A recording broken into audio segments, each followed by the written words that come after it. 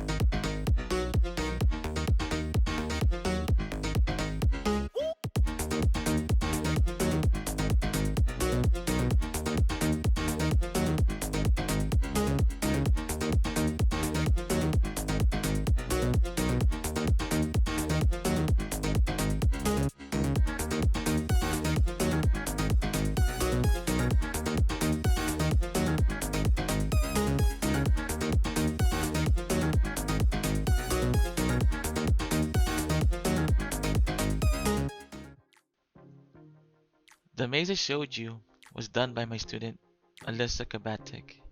I will show you the basics of the maze, and on the second half, I will show you how to make those triggers with the guns shooting the rocks. Let's go title it Maze Game. And let's go ahead and delete the subtitle text. Don't forget to thicken your title. I always use sans serif fonts. I'm going to make a second slide.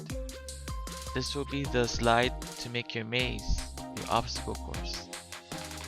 We'll skip through that and make our third slide. This third slide is going to be a congratulations slide.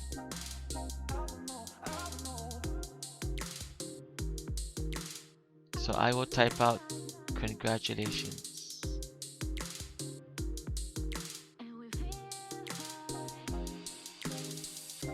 And I will make my fourth and final slide the loser slide. So if they hit the maze, they will go to this slide. You lose. Try again.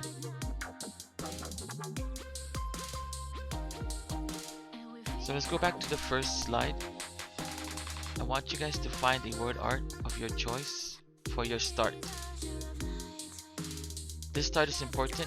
You gotta put it where you want to start your maze. So I will start my maze in the top left. Like the last lesson, I'm going to hyperlink this word art to the next slide, which is number 2.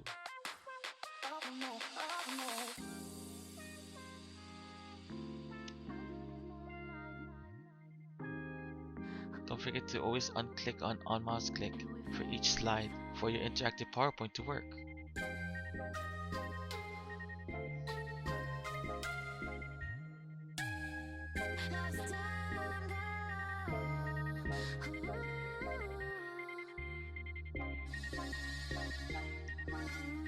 I will then copy my start and paste it in the second slide.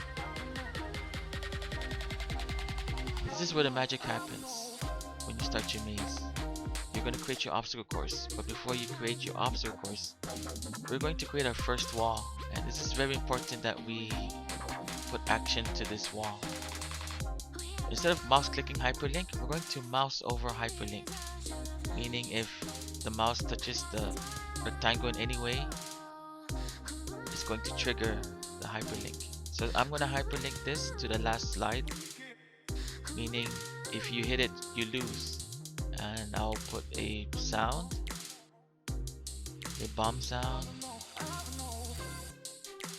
and it's good to go. I'm going to go ahead and duplicate this, press Ctrl C and Ctrl V. I will then scatter my walls anywhere I want. It's up to you how you want to design your maze. I'm making this very basic as possible so that you guys can go ahead and just practice hyperlinking your walls. I will copy and paste now my start, and instead of start I'm going to type out end. This will go to the congratulations slide, so I will make sure that I hyperlink it to next slide. And when you play it, when you click the start and you touch the wall, try again. I forgot to put a hyperlink going back to the first slide, so I will go ahead and type out a word art. So I will create a word art saying start over. I will hyperlink this start over to the first slide.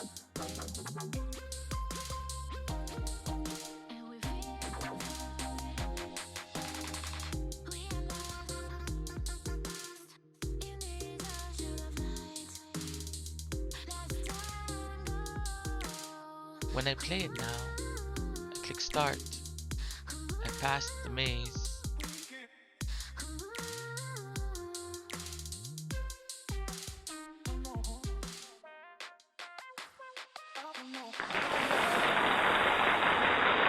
I get congratulations. And if I go back and if I die, I go to start over.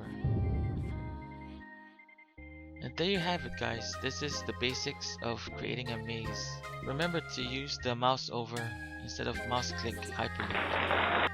That is the key for the maze.